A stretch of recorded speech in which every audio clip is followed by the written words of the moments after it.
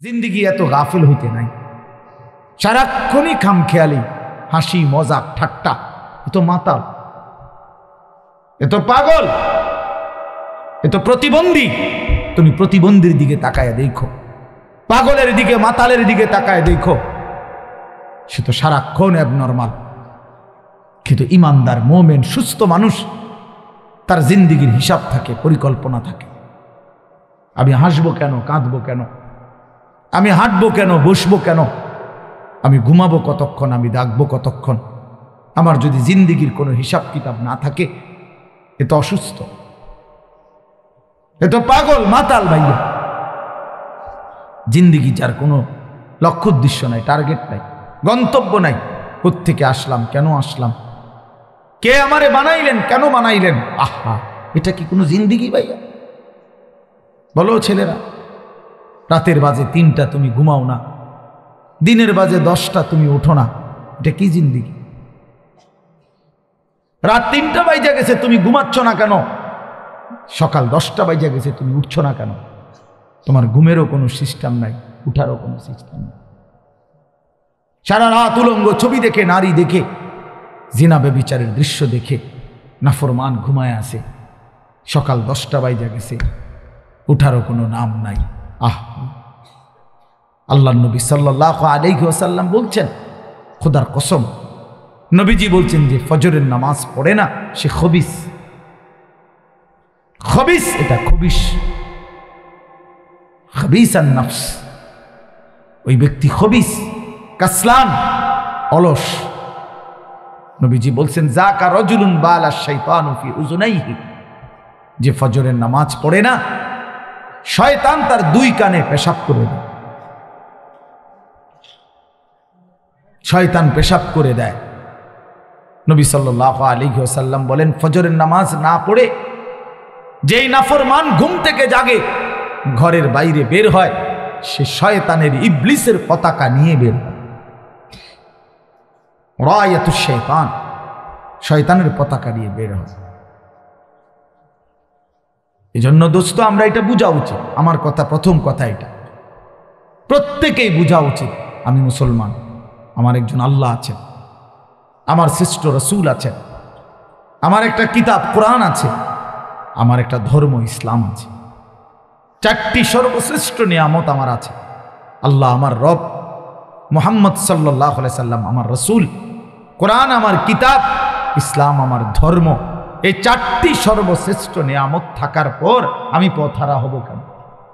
তুমি চরিত্রহীন হবা কেন? তুমি দুশ্চরিত্র হবা কেন ভাইয়া? কিসের অভাবে নষ্ট হয়ে গেল? কিসের অভাবে?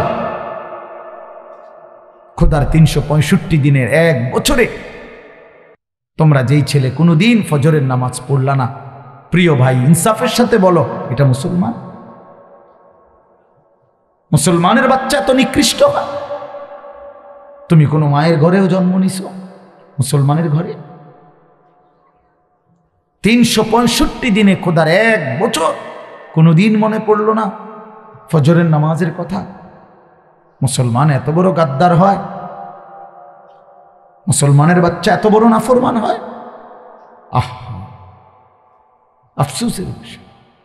ওই মা যে 2 বছর দুধ পান করাইলেন, এই জন্যই। মা যে 9টা মাস পেটে ধারণ করলেন, এই জন্যই। এক মা তার সন্তানকে বুকে ধরায়া দুধ পান করাইছে 2 বছর, এই আশায় যে 16 বছর বয়সে আমার ছেলেটা দিন রাত উলঙ্গ ছবি দেখবে, নারী আর ছবি আর মাতালের মতো জিন্দিগি কাটাবে।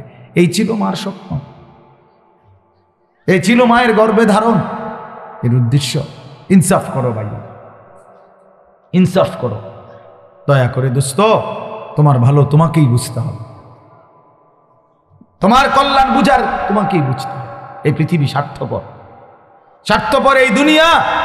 কেউ কাউরে মনে রাখে না, কেউ কাউরে মনে রাখে না, কেউ কাউরে মনে রাখে না। এই দুনিয়া, আমার যেদিন মৃত্যু হবে সেদিনও পৃথিবীতে আলো উঠবে, সূর্য উঠবে। এই রং তামাশার, এই দুনিয়ার ব্যস্ততার, এই ফুর্তি চলতেই থাকবে, কিন্তু আমি কবরে চলে যাই। এজন্য আমাদের প্রত্যেকেই এটা ইনসাফের সাথে ভাবা উচিত। অনিবার্য এক বাস্তবতা, প্রিয় ভাই, চিরন্তন এক সত্য যে আমাকে মরতে হবে। পৃথিবীর কোনো যুক্তি, কোনো বিশ্লেষণ, কোনো শক্তি, কোনো ক্ষমতা, কোনো বাহাদুরি দিয়েই যেহেতু মৃত্যুকে আমি আড়াল করতে পারবো না, কবরকে আমি ঠেকাইতে পারবো না, অতএব যেই পরিস্থিতির মুখোমুখি আমাকে হতেই হবে, বুদ্ধিমান বিবেকবান উচিত সেজন্য নিজে প্রস্তুতি নেয়। যেহেতু কবরে যেতেই হবে আমাকে, কোনো যুক্তি নাই বলে আমি বুঝি নাই, না বুঝলেও মরে যাবে, খেয়াল না করলেও মরে যাবে, হাসলেও মরণ, কাঁদলেও মরণ। সুখের অট্টালিকাতেও মৃত্যু হয়, জীর্ণ কুঠির কুড়ে ঘরেও মৃত্যু হয়। জীবনে যে কোনোদিন সুখ দেখে নাই সেও মরে যাবে, জীবনে যে কোনোদিন দুঃখ দেখে নাই সেও মরে যাবে। তাহলে ভাইয়া বাপ, যে মৃত্যু আমাকে বরণ করতেই হবে, যেই কবরে আমাকে যেতেই হবে, কোনো ফাঁক ফুক নাই, কোনো সাইড নাই, তাহলে তার জন্য প্রস্তুতি নেওয়া, তার জন্য বাবা যে সেখানে আমার কি হবে, সেখানে আমাকে কি করতে হবে, খোদার কসম এতটুকু বিবেক বুদ্ধি খাটানো, এটা একটা সুস্থ মানুষের দাবি, সুস্থতার দাবি, এটা ইনসাফের দাবি, বিবেকের দাবি। এতটুকু বিবেক যদি কাজ না করে, ধরে নিতে হবে তার আকলই নাই, দেমাগই নাই, দেমাগই নাই। এজন্য কুরআনুল কারীমে আল্লাহ তাআলা বলছে, নাফরমানের দিল আছে কিন্তু কিছুই বোঝে না, নাফরমানের কান আছে শোনে না, চোখ আছে দেখে না। এজন্য আল্লাহ তাআলা বলছেন, উলাইকা কাল আনআম, নাফরমান এক ধরনের জানোয়ার। প্রত্যেক পাপী হলো এক ধরনের জানোয়ার, নাফরমান জানোয়ার বেটা। আনআম চতুষ্পদ জন্তু। কারণ যার বিবেক কোনো কাজ করে না, বানানেওয়ালাকে চিনে না, সে চিনল কি? সৃষ্টিকর্তাকেই যে বোঝে না, খোদার কসম সে কিছুই বোঝে না,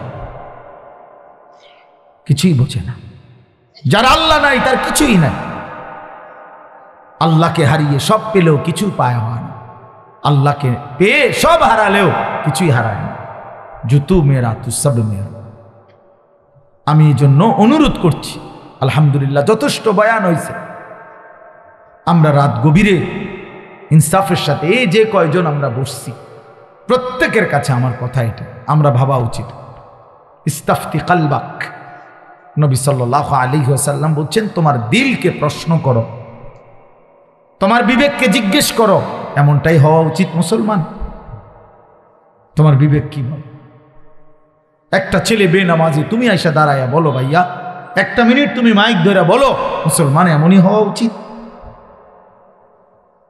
তুমি দোস্ত তোমার ধর্মের ব্যাপারে একটা লাইন বলো, তুমি বলো তোমার ধর্মের ব্যাপারে তুমি এক লাইন বলো। তোমার রাসূলকে এভাবে প্রত্যাখ্যান করা উচিত। কোনদিন তোমার চুল নবী সাহাবী আউলিয়াদের মতো হবে না, কোনদিন তোমার জামা পোশাক নবী সাহাবী আউলিয়াদের মতো হবে না, কোনদিন তোমার চলাফেরা সাজগোজ নবী সাহাবী আউলিয়াদের মতো হবে না কোনদিন। তাহলে কি যোগ্যতায়, কি কারণে আমরা মুসলমান? যাদের কপালে সেজদা নাই, তুমি কিভাবে মুসলমান? যার লেবাসে পোশাকে ইসলামের কোনো চিহ্ন নাই, তুমি কোন যুক্তিতে মুসলমান ভাইয়া? কোন যুক্তিতে মুসলমান?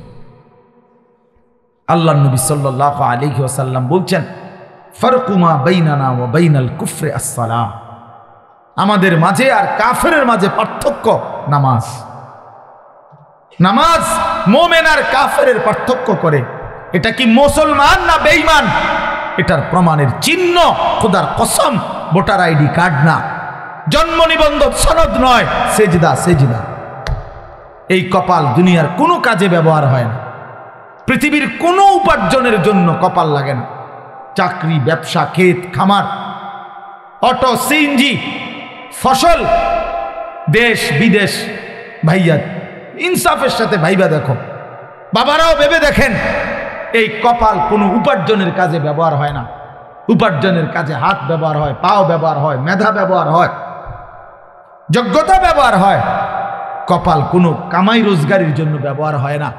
কপাল রব্বে করিম বানাইছেনই শুধু সেজদার জন্য, শুধু সেজদার জন্য। শুধু সেজদার জন্য, শুধু সেজদার জন্য। এই জন্য যে কপালে সেজদা নাই ওইটা মানুষের বাচ্চা না, যে কপালে সেজদা নাই ওইটা মুসলমানের বাচ্চা না, ওইটা মানুষের বাচ্চা না। যে জিন্দিগি সেজদাবিহীন জিন্দিগি ওইটা জন্তু জানোয়ারের জিন্দিগি। কোরআন শরীফে আছে, কোরআন শরীফ স্পষ্ট আছে, সূরা আরাফের মধ্যে আছে। আল্লাহ বলছেন ওয়াত্তাবা হাওয়াহু ফামাসালুহু কামাসালিল কালব। প্রিয় বন্ধু শোনো মিয়া, আল্লাহ বলছে মনের ইচ্ছা মতো যে চলে, মনের চাহিদার যে অনুসরণ করে। কেন নামাজ পড়ো না? তোমার মন চাইছে দেখে পড়ো না। কেন সারা রাত নারী দেখলা, ছবি দেখলা সারাদিন? তোমার মন চাইছে দেখে। কেন তুমি পেশাব পায়খানার পরে ঢিলা কুলুক টয়লেট পেপার পাক পবিত্র ঠিক মতো হও না? কেন?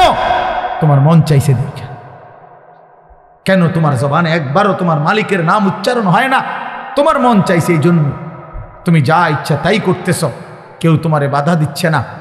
আল্লাহর কসম, আল্লাহ কোরআনে বলছে এই যে মনের ইচ্ছা মতো যে চলে, ওয়াত্তাবা হাওয়াহু, যে তার মনের চাহিদার অনুসরণ করে, ফামাসালুহু কামাসালিল কালব, আল্লাহ বলে তার উদাহরণ হলো, তার দৃষ্টান্ত হলো কুত্তার মতো, কুত্তার মতো, কুত্তার মতো, কুত্তার মতো, কুত্তার মতো। ওই জিন্দিগি কুত্তার জিন্দিগি, ওই জিন্দিগি কুত্তার জিন্দিগি, যে জিন্দিগিতে তার মালিকের গোলামি নাই। এই জন্য মনে রাখো, যাদের কপালে ছেলেরা সেজদা নাই, তোর জিন্দিগি কুত্তার জিন্দিগি, মনে রাখিস। আমার নাম মনে রাখিস, আমি বলছি, আমার নাম আনিসুর রহমান, আমার নাম মনে রাখো। ওই জীবন কুত্তার জীবন, যে জীবনে সেজদা নাই। ওই জিন্দিগি জানোয়ারের জীবন, যে জীবনে মালিকের গোলামি নাই, আল্লাহর নাফরমানি চেয়েছে। কেন সেজদা দিবা না? তুমি মানুষ না? তুমি জানোয়ার? তুমি কুকুর? তুমি বিড়াল? তুমি শূকর? তুমি সেজদা দিবা না কেন? তুমি এক পবিত্র মায়ের ঘরে জন্ম নিছ, তুমি এক ইমানদারের সন্তান, তুমি কেন সেজদা দিবা না? বলুন বাপ, আপনারা যারা বাবা আছেন, আপনাদের কাছে আপনারা বুঝাপড়া করেন। মুসলমান যদি হয়ে থাকেন, বুঝাপড়া করেন নিজের ছেলের ব্যাপারে। আরে ছেলের বিদেশ পরে বেটা, ছেলের দুনিয়া পরে, ছেলের ঘর বাড়ি বিল্ডিং সোফা ফার্নিচার পরে মিয়া, আগে ছেলের সাথে বোঝাপড়া করেন। তুই যদি মুসলমানের বাচ্চা হয়ে থাকস, কেন ফজরের নামাজ পড়বি না? আমি যদি তোর বাপ হয়ে থাকি, তুই যদি আমার সন্তান হও, তাহলে ইমানদারের সন্তান কেমনে বেনামাজি হয়? ইমানদারের মেয়ে কেমনে বেপর্দা হয়? ইমানদারের স্ত্রী কেমনে বেপর্দা হয়? ইমানদারের সন্তান কেন 24 ঘন্টা আল্লাহর নাফরমানি করবে? আপনি তারে আল্লাহ চিনাইতে পারলেন না, জীবনে কি চিনাইলেন? আপনি তাকে চিনাইতে পারলেন না। আহা বন্ধু, করলেনটা কি? আহারে বাপ, কি করলেন আপনি? কার জন্য সোফা বানাইলেন? কার জন্য খাট বানাইলেন? আপনার বানানো খাটে আপনার অসভ্য সন্তান সারা রাত উলঙ্গ ছবি দেখে। আপনার বানানো সোফাতে বসে আপনার স্ত্রী ছেলে মেয়ে রঙিন সিনেমায় নর্তকীর নাচ দেখে, টেলিভিশনে বসে বসে। সফলতা এটা? এটা সফলতা? এটা কামিয়াবি আপনার? এটা কামিয়াবি? তো কি বুঝাইতে চাইলেন? এর দুর্বিবেক নাই বাবার? এতটুকু বিবেক হবে না?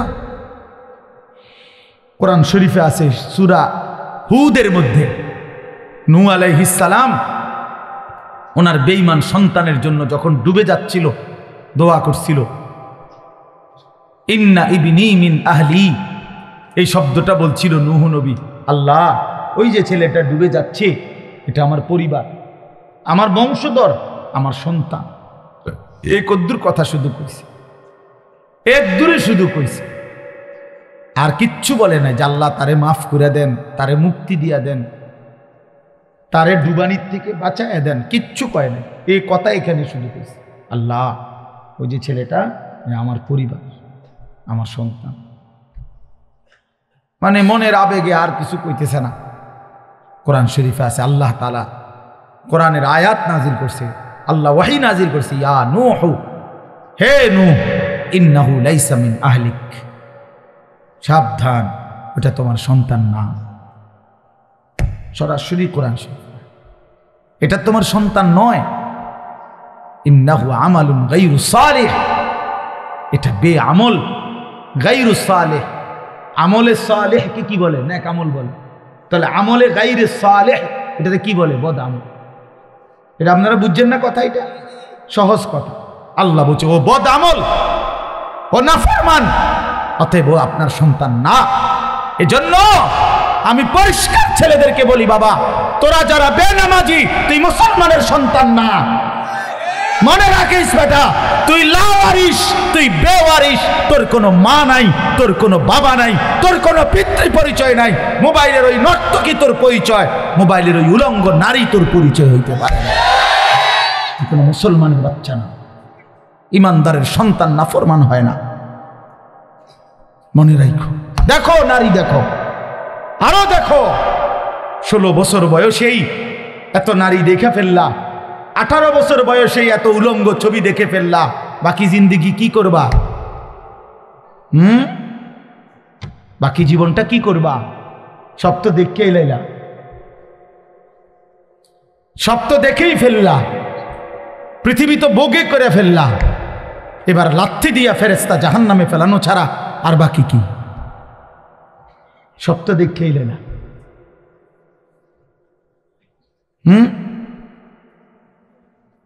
হালাল স্ত্রীর ভালোবাসা তো আর মিলবে না, পবিত্র স্ত্রী তো আর মিলবে না।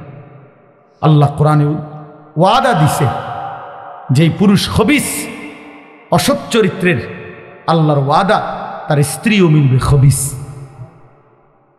কি আয়াত? আল খাবিসাতু লিল খাবিসিন ওয়াল খাবিসুনা লিল খাবিসাত। সরাসরি কোরআন শরীফের আয়াত। বন্ধু মনে রাখো, আমি ডেইলি বলি, রাস্তার বেডি আর মোবাইলের বেডি আর বাস্তবতার বিবি এক কথা না। রাস্তার নারী 2 নম্বর হইলে তোমার সমস্যা নাই, মোবাইলের নর্তকী 3 নম্বর হইলেও তোমার সমস্যা নাই। তোমার বউ যদি 2 নম্বর হয়, চরিত্রহীন হয়, তুমি বুঝবা দুনিয়া কারে বলে। তোমার হায়াতি তখন হয়ে যাবে জাহান্নামের টুকরা। এজন্য প্রিয় সন্তান মনে রাখো, এত অল্প বয়সে এত নষ্ট হইও না, এত কম বয়সে এত চরিত্রহীন হইও না, এত চালাক ভাইব না নিজেরে, এত চালাক ভাইব না, এত বুদ্ধিমান মনে করো না। তোমরা অনেক চালাক মনে করতেছো নিজেরে। কেন? বাপে কিছু কয় না, মায়ে কিছু বলে না। আহা, আমি আজকেও বলছি সাদ ভাই, আমার জীবনের সবচেয়ে আশ্চর্য লাগে, আহারে একটা ছেলের 18 বছর বয়স, 1 ওয়াক্ত নামাজ পড়ে না, সারাদিন মোবাইল, চুলের বাহার, সারাদিন বন্ধুদের আড্ডায় শেষ। একটা মা, আপন মা, বাপ, আত্মীয় স্বজন, পাড়া পড়শি, কেউ তারে কদ্দুর ডাকে না। কিরে বাবা, একটা ছেলে ভাইবো ভাইয়া, তোমারে শুধু বলি, তুমি একটাবার ইনসাফের সাথে ভেবে দেখো, তুমি প্রতিনিয়ত গুনাহ আর অশ্লীলতার মধ্যে ডুবে যাচ্ছ, কিন্তু কেউ তোমারে কদ্দুর ডাকেও না। কিরে বাবা, তুই এরম করস কা? আহারে, তোর কি আল্লাহ নাই, আখেরাত নাই? তোর কি বাবা কবর নাই? কেউ তারে কদ্দুর মনে করায় না। এমন অভিশপ্ত হইল কেন? ইনসাফ কি বল? মানে ওরে কেউ ডাকে না কা? আপন মাও আপন সন্তানকে ডাকে না, বাবাও ডাকতেছে না, কেউ তারে ফিরাচ্ছে না। তোমারে সবাই ছেড়ে দিছে কেন বাবা? এর মূল কারণ মনে রাখেন, ছেলেরা বাপ মনে রাখো, যার উপরে আল্লাহর লানত পড়ে, খুদার লানত, তারে গোটা সৃষ্টি ঘৃণা করে। তোমারে আর কেউ পছন্দ করে না, এজন্য কেউ তোমারে আর ডাকে না। যদি আমার ছোট ভাই হয়, আমি যদি তার অন্যায়ের কারণে ডাইকা আইনা থাপ্পড় দেই, মারি, শাসন করি, এটা তার জন্য কল্যাণ, কারণ আমি তারে ফিরাই আনলাম। আরেক হইল আমি তার সাথে এতটা রাগ করলাম যে যা, তোর যেটা মনে কর তুই এটা কর, চিছা দিয়া ফির তোর কপালে তুই যা, আমি তোরে কোনোদিন ডাকবো না, বলবো না, ছুঁইবো না, যা মন চাই তুই যা কর। তো বাহ্যিক দৃষ্টিতে তো মনে হবে তারে মারি নাই, থাপ্পড় দেই নাই, কিন্তু তার তো অনন্তকালটা শেষ, তার ভবিষ্যৎটা শেষ। তার লাইফটা তো শেষ। তার চাইতে ভালো ছিল তারে মারা কিল কনি ঘুষি দিয়া হইল ফিরাইয়া আনা, এটা উত্তম ছিল না? সেজন্য তোমারে ফিরাবে না কেন? তোমরা যারা সারাদিন রাত এক ওয়াক্ত নামাজ পড়ো না, কোনোভাবেই আল্লাহ আখেরাত পরকালের কিছুই বুঝো না, এমন অভিশপ্ত মাত্র 18 বছর বয়সে খোদার গজব পড়লো তোমার উপরে, আল্লাহর লানত পড়লো কেন? 18 বছর বয়সে এত বড় নাফরমান হয়ে গেল কেন? 20 বছর বয়স না হইতেই বাবা তুমি এত বড় আল্লাহর অভিশপ্ত বান্দা হইয়া গেল কেন যে কেউ তোমার আর পছন্দ করে না, কেউ ডাকে না? আমি একটু আগেও বলছি বয়ানে, আমার মার বয়স 75 বছর, আমার আম্মার বয়স, আমার বয়স 44 বছর। আমি আজকে 21 বছর ওয়াজ মাহফিলের এই জিন্দিগি আমার, আলহামদুলিল্লাহ। আমার 4টা সন্তান আছে বাবা, আমার 4টা ছেলে মেয়ে আছে। আমার এই 44 বছর বয়সেও আমার আম্মা 75 বয়স্ক মহিলা, এখনো আমার মা আমারে কথা হইলেই বলে হুত নামাজ পড়ছুন, খোদার কসম মা আমারে এখনো জিগায় ফুত নামাজ পড়ছুনি, নামাজ পড়ছু। আমার সন্তানদেরকে দেখলো জিগায় নাতি নামাজ পড়ছুন। আমার মা আমারে আজও বলে হুত কতখানে ওয়াজে যাও, মানুষের লোকে চাইও টাকা পয়সা লইয়া, কি করো না, কষ্ট দিও না, ঝামেলা করো না। কতবার যে কইছে মা আমার এই কথাইটা, শতবার কইছে মা আমারে আমার এই জীবনে। কিরে ভাইয়া 75 বছর বয়স্ক মা তো আমার 44 বছর বয়সী সন্তানকে আজও ডাকে যে ফুত নামাজ পড়ছুন। তোমার বয়স মাত্র 18 বছর, তোমারে কেন কেউ ডাকে না? তোমার জীবনে এত বড় অভিশপ্ত হলো কেন? নুয়াল্লিহি মা তাওয়াল্লা ওয়া নুসলিহি জাহান্নাম ওয়া সাআত মাসীরা। আল্লাহ বলে আমার যে বান্দা আমার রাসূলের বিরুদ্ধাচরণ করবে এবং আমার ঈমানদার মুমিনদের পথ থেকে উল্টো পথে চলবে, আল্লাহর কসম আল্লাহ বলে নুয়াল্লিহি মা তাওয়াল্লা, আমি তাকে সেই উল্টো পথেই চালাবো, ওয়া নুসলিহি জাহান্নাম, একদিন তাকে জাহান্নামেই ফেলে দেব, একদিন তাকে জাহান্নামেই ফেলে দেব। ওয়ালা তাকুনু কাল্লাযীনা নাসুল্লাহ ফাআনসাহুম আনফুসাহুম।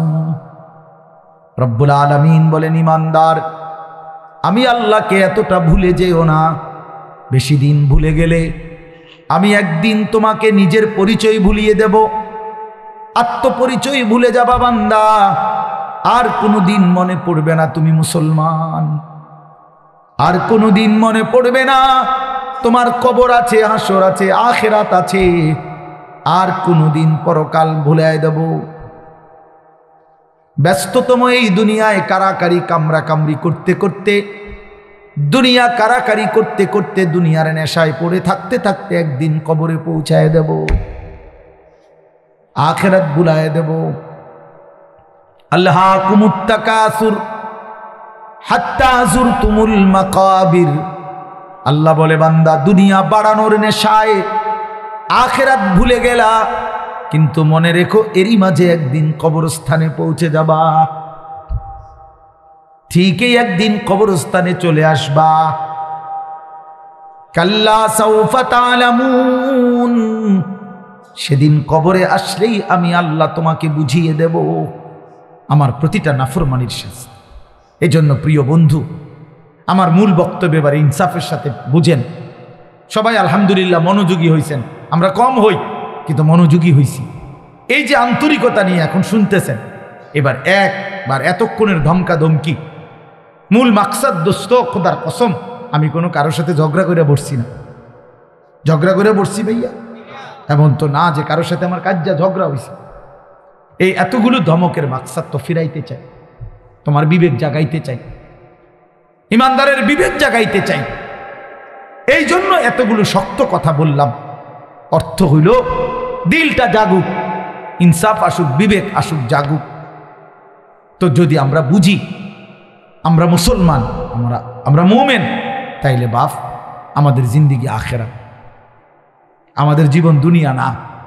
দুনিয়া আমাদেরকে অল্প সময়ের জন্য দেওয়া হয়েছে, মূলতই আমাদের যাবতীয় হাসি কান্না আনন্দ বেদনা আমাদের জিন্দেগির যাবতীয় প্রস্তুতি খোদার কসম আখিরাতের জন্য। আখিরাতের জন্য আমাদের সত্যিকার অর্থে আমরা একটা মিনিট আমার শায়েখ আরিফ বিল্লাহ হাকিমুন নফস আল্লামা মুফতি মুশতাকুন নবী কাসিমি হুজুর আমার মাদ্রাসায় কয়দিন আগে বয়ান করছিলেন। 8ই ফেব্রুয়ারি আমি আমার মাদ্রাসায় কিশোর যুবক ছেলেদের জন্য আলাদা ইসলাহি মজলিসের আয়োজন করছিলাম বয়ানের। 16 বছর থেকে 30 বছর বয়সী, শুধু এই বয়সী ছেলেদের জন্য প্রায় 600 ছেলে উপস্থিত হয়েছিল। তখন হজরত বলছিলেন ওইখানে বয়ানে যে ভাইয়া আমাদের জিন্দেগি দুইটা, আমাদেরকে আমাদের আল্লাহ দুনিয়া ছাড়তে বলে নাই, আখিরাত ভুলতে বলে নাই, দুনিয়া বাদ দিতে বলে নাই। আল্লাহ ওয়ালা তানসা নসিবাকা মিনাদ দুনিয়া, আল্লাহ বলছে বান্দা দুনিয়া ভুলে যেও না। আমি বাজার ব্যবসা হাট ঘাট চাকরি ক্ষেত খামার স্ত্রী সন্তান ঘর পরিবার ঘুম আহার নিদ্রা আমি কোনোটাই বাদ দিতে বলি নাই বান্দা, ছাড়তে বলি নাই। আমি আল্লাহ তোমাদের জিন্দেগি বানাইছি দুইটা, একটা হলো দুনিয়া আর একটা হলো আখিরাত। দুনিয়া তুমি কর্ম করবা আর আখিরাতের জন্য আমল করবা। দুনিয়া কর্ম, আখিরাত তোমার ধর্ম। দুনিয়ার জন্য করবা কর্ম, আখিরাতের জন্য করবা ধর্ম। তো ধর্ম এবং কর্ম, কর্ম এবং ধর্ম মিলবে, তোমার গন্তব্য জান্নাতি হবে। তাইলে এখন হুজুর একটা আশ্চর্য সুন্দর কথা কইছে যে আল্লাহ বলছে বান্দা দুনিয়া তোমার কর্ম, আখিরাতের জন্য তোমার ধর্ম। কিন্তু আখিরাত লম্বা সময়, দুনিয়া স্বল্প সময়। নবীজি সাল্লাল্লাহু আলাইহি সাল্লাম বলছেন একটা সাগরের মধ্যে যদি কেউ নিজের আঙ্গুল চুবায় ভিজায় তো আঙ্গুলের অগ্রভাগে যেটুকু পানি এটুকুই হলো দুনিয়া, আর সাগরের বাকিটা পানি আখিরাত। তাইলে আখিরাত লম্বা না দুনিয়া লম্বা বলেন? কিন্তু মজার বিষয় হলো লম্বা হলো আখিরাত, স্বল্প হলো দুনিয়া। কিন্তু আল্লাহ তাআলা আমার হায়াত, আমার সময় স্বল্প দুনিয়ার জন্যই দিয়েছেন বেশি, আর অনন্তকালের আখিরাতের জন্য আমল চাইছেন অল্প অল্প। সকাল 6টা বাজে 4 রাকাত ফজরের নামাজ, তাহলে 10 মিনিটের বিষয়। আবার দুপুর 1:30টা বাজে 10 রাকাত জোহরের নামাজ, 20 মিনিটের সময়। তাইলে ধরে নিলাম সকাল 6টার পরে 7টা 8টা 9টা 10টা 11টা 12টা 1টা, প্রায় 7.5 ঘন্টা পরে আবার 20 মিনিট। তাহলে সকালের 10 মিনিট আর দুপুরের 20 মিনিট, এই হলো 30 মিনিট মনে করেন আখিরাতের জন্য, আর 7.5 ঘন্টা আমার দুনিয়ার কর্মের জন্য। তাহলে স্বল্প সময়ের দুনিয়ার জন্য আমারে সুযোগ দিলেন বেশি, অনন্তকালের আখিরাতের জন্য আমলের জন্য চাইলেন আমার কাছে অল্প সময়। এটাও আল্লাহর জন্য আমরা দেব না? এটা ইনসাফ হইল? এটা বিবেকের দাবি হইল ভাইয়া? অতএব আমি অনুরোধ করছি মেহেরবানি করে আমরা ভাবতে শিখি। আর এই বাচ্চা লাগাই দিলেন কেন আপনারা, আবার নামাই দিলেন কেন? তাইলে শেষ, আমার কথা শেষ, আর অল্প একটু কথা। তাইলে আমি বলতে চাচ্ছি আমরা যদি বুদ্ধিমান হইতাম তাইলে দুনিয়া আমাদের সুন্দরী চলে, আখিরাত সাথে নিলে দুনিয়া লস হয় না। আখিরাত সাথে নিলে 5 ওয়াক্ত নামাজ যদি কেউ মজবুত সিদ্ধান্ত নেয় এটা কঠিন কিছু না। হালাল উপার্জনের কেউ সিদ্ধান্ত নিলে এটা কঠিন কিছু না। চরিত্র হেফাজতের সিদ্ধান্ত নিলে খোদার কসম এটা কিছুই না। আল্লাহ তাআলা হাদিসে কুদসিতে আছে, ওয়াদা দিছে কেউ যদি আমি আল্লাহর ভয়ে চোখ হেফাজত করে আমি তার দিলের মধ্যে ইমানের এমন স্বাদ দেব যে নগদ ইমানের মজা সে পাইতে থাকবে। খোদার কসম এটা হাদিস। মান তারাকাহা মাখাফাতি আবদালতুহু ঈমানান ইয়াজিদু হালাওয়াতাহু ফি কলবি। তাহলে গুনাহ ছেড়ে দিলে, আল্লাহকে মেনে নিলে, আল্লাহর ইবাদত করিলে খুব কঠিন কিছু না, খুব কঠিন কিছু না। এই জন্য প্রিয় ভাই আমার, বাপ আমার, এই শেষ বেলায় আমি এই অনুরোধটাই করতে চাই, আমরা যদি বুঝি আখিরাত আমাদের জিন্দেগি, পরকালের জন্যই আমাদের প্রস্তুতি, তাইলে আমাদের প্রস্তুতির আখিরাত সাজাইবার সবচেয়ে সুন্দর সিজন, শ্রেষ্ঠতম মাস মাহে রমজান। মাহে রমজান আমাদের সামনে একদম মুখোমুখি, শাহরু রমাদান, রমজান মাস। এই রমজান মাসটাকে কদর করার কথা আমি বলতে চাই, এটাই আমার শেষ আহ্বান। কেউ যদি বুঝি আমরা আমার আখেরাতি মূল, আমার দুনিয়া সামান্য, তাহলে আমাদের উচিত মাহে রমজানের প্রস্তুতি নেওয়া, মাহে রমজানের প্রস্তুতি নেওয়া। মাহে রমজান আল্লাহ নিজের এই যে প্যান্ডেল আপনারা সাজাইছেন সুন্দর করে মাহফিলের জন্য, খোদার কসম আল্লাহ তাআলা বলে, বান্দা রমজান আমি নিজ হাতে সাজিয়েছি আমার বান্দাকে জান্নাত দেওয়ার জন্য, জাহান্নাম থেকে বাঁচাবার জন্য। যদি বলি আল্লাহ কেমনে সাজাইলেন, আল্লাহ তাআলা বলেন, শুনো আমার সাজানোটা তোমরা শুনো। এক, আমি আল্লাহ জান্নাতের সব দুয়ার খুলে দিয়েছি। দুই, জাহান্নামের দরজাগুলো বন্ধ করে দিয়েছি। তিন, সমস্ত শয়তান এবং দুষ্ট জিন শেকলে বন্দি করে দিয়েছি, সাজিয়েছি। মাঝের দশক মাগফিরাত দ্বারা সাজিয়েছি, শেষ দশক নাজাত দ্বারা সাজিয়েছি। এবার আসো ইবাদত। সারা বছরের ইবাদতের সাথে আমি আরো নতুন নতুন কতগুলো ইবাদত রমজানে যোগ করেছি। কি? 1 মাসের পূর্ণ রোজা, 1 মাসের পূর্ণ 20 রাকাত তারাবি, 1 মাসের জন্য ইফতার, 1 মাসের জন্য সাহারি। এই 4টা ইবাদত, ইফতারও ইবাদত, সাহারিও ইবাদত। সাহারি বুঝুন তো না, রাত্রির খাবার। এরপরে রোজাটাও ইবাদত, এরপরে 20 রাকাত তারাবিও ইবাদত। আল্লাহ বলেন এরপরে শেষ দশক, শেষের 10 দিন এতেকাফ, মসজিদের এতেকাফ আমি এর দ্বারা সাজিয়েছি। শেষ দশকের বেজর রাত্রিগুলো আমি আল্লাহ তাআলা সবে কদরের দ্বারা সাজিয়েছি। সুবহানাল্লাহ। এরপরে আল্লাহ বলেন নেকির হিসাব, নেকির হিসাব হইল একটা নফল একটা ফরজের সমান, একটা ফরজ 70টা ফরজের সমান। একজন রোজাদারকে ইফতার করাইলে 3টা পুরস্কার, গুনাহ মাফ, জাহান্নাম থেকে মুক্তি, রোজাদারের সমপরিমাণ নেকি, সমপরিমাণ নেকি। আল্লাহ তাআলা বলে, বান্দা এতভাবে আমি আল্লাহ রমজানকে সাজাইলাম, উদ্দেশ্য কি? শুধু তোমাকে জান্নাত দেব, তোমাকে আমি জান্নাত দিতে চাই বান্দা, তুমি নেও বান্দা, লাআল্লাকুম তাত্তাকুন। আল্লাহ বলছে 1 মাসে মুত্তাকি বানিয়ে দেব, 1 মাসে তুমি আমার গুনাহ ছেড়ে দাও, আমার একটা রমজান তুমি কদর করো বান্দা, আমি তোমারে মুত্তাকি বানিয়ে জান্নাতি বানিয়ে দেব। এই জন্য আল্লাহ বলছে শাহরু রমাদান। যে আয়াতটা আমি পড়েছি, আল্লাহ নিজে রমজান মাস, এই শব্দ রমজান মাস আল্লাহ নিজে কোরআনে উল্লেখ করছে। এই জন্য রমজান মাস এটা উচ্চারণ হয় বছরে কত দিন জানেন? প্রতিদিন, প্রতিদিন, প্রতিদিন। কেমনে? কারণ 24 ঘন্টা পৃথিবীতে কোথাও না কোথাও আল্লাহর কোরআন তিলাওয়াত হয়। আর শাহরু রমাদান এই শব্দ অতএব জমিনে 24 ঘন্টায় কোথাও না কোথাও কারো না কারো জবানে উচ্চারিত হয়। সারা বছর রমজানের কথা আলোচিত হয়। নাহলে এই শব্দ শাহরু রমাদান যে কোরআন শরীফের শব্দ না, তাহলে এটা কেউ না কেউ তো পড়তেছে, কোথাও না কোথাও কেউ সবক দিতে আছে, কেউ শুনানি চলতে আছে।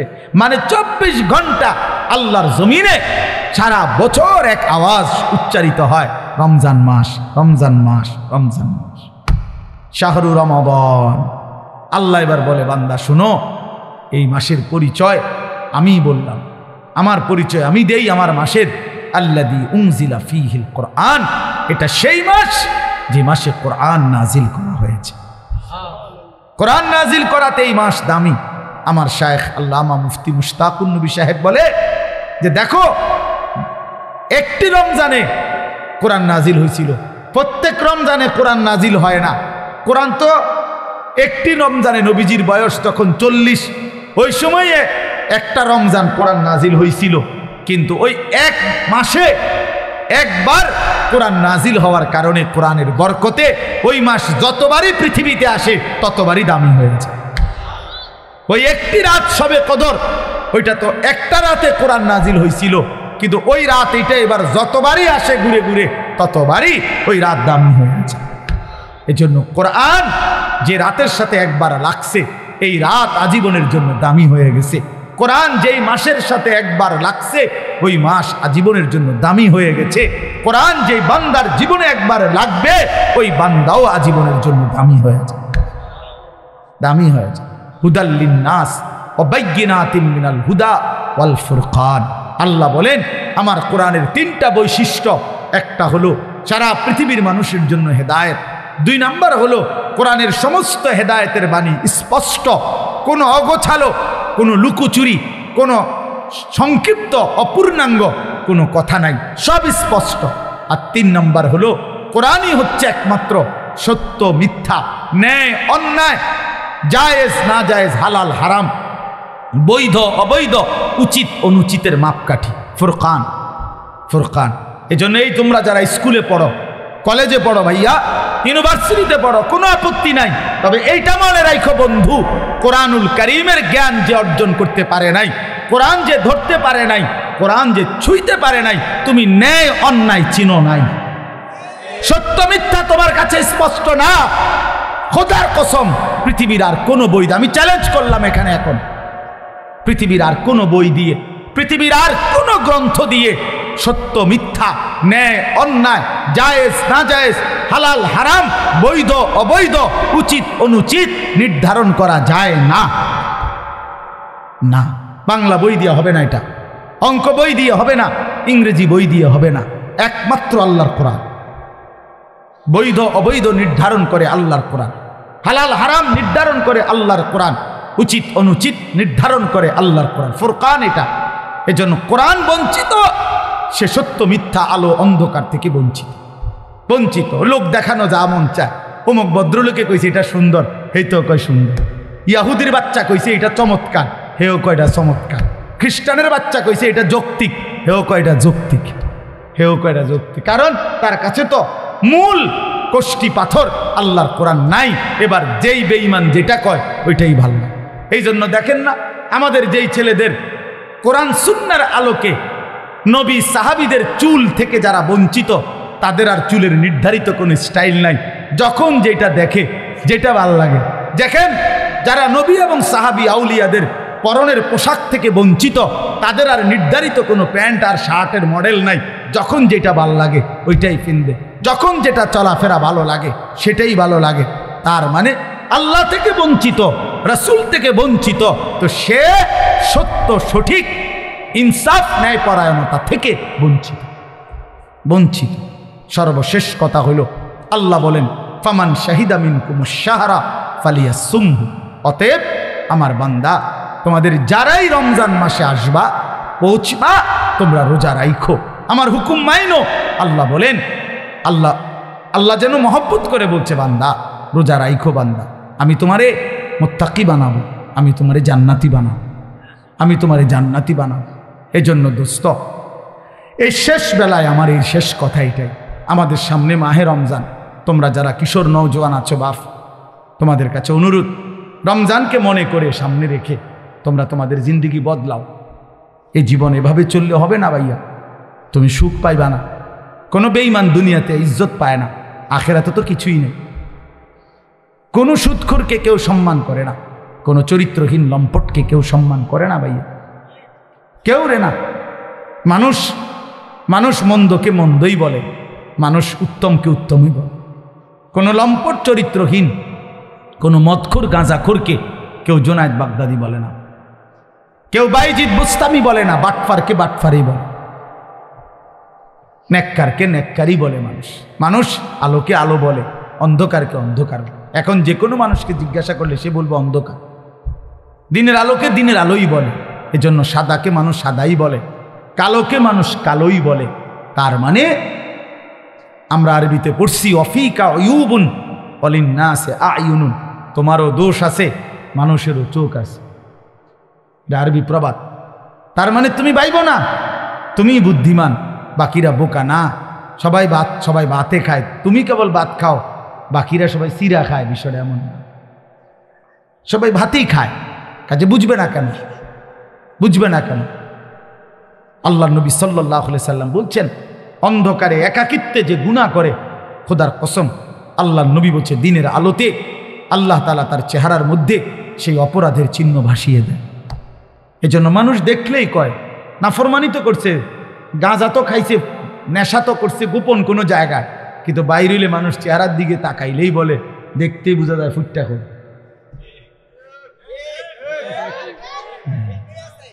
ফুটটা খোর, বাবা খোর, ডাইল খোর।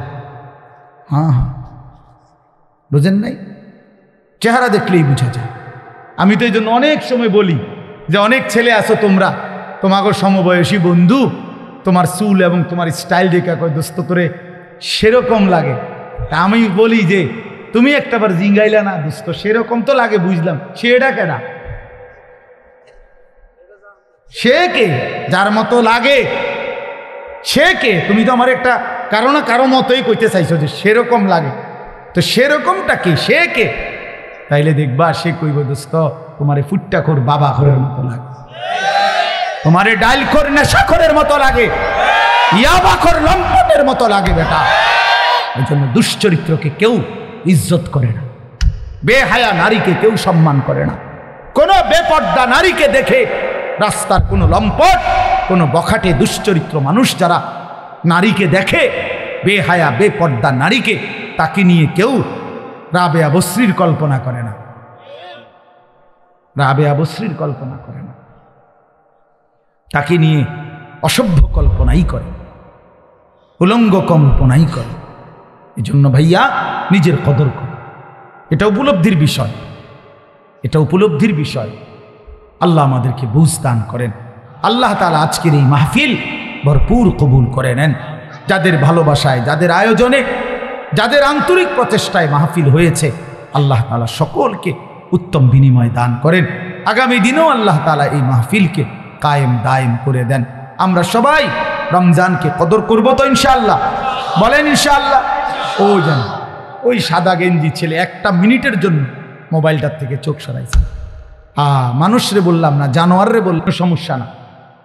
সফলতা কিংবা ব্যর্থতার জন্য সংখ্যা কোনো বিষয় না, যে 10,000 মানুষের সামনে ওয়াজ করলে সফল আর 10 জনের সামনে বললে উনি ব্যর্থ, এমন কথা কোরআন সুন্নাতে নাই, কোথাও নাই।